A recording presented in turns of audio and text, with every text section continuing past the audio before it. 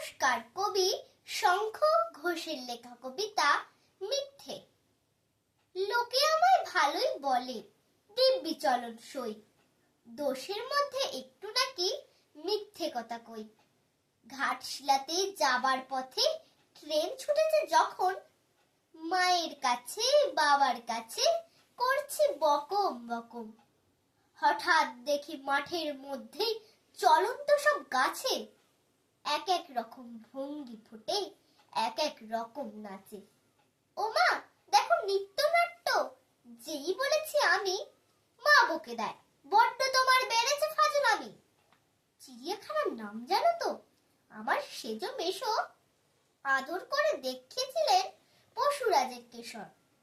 কদিন পরে চুন খসানো দেওয়াল জুড়ে একই ঠিক অবিকল সেই রকমই মূর্তি যেন দেখি। ক্লাসের মধ্যে যেই বলেছি সুরঞ্জনার কাছে, জানিস আমার ঘরের মধ্যে সিংহ বাঁধা আছে। শুনতে পেয়ে দিদিমণি অমনি বলে, শোনো, এসব কথা আবার যেন না শুনি কখনো।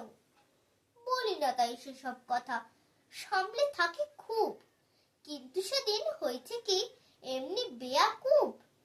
আকাশ পারে আবারও চোখ গিয়েছে আটকে, শরৎ মেঘে দেখতে পেলাম রবীন্দ্রনাথকে। নমস্কার।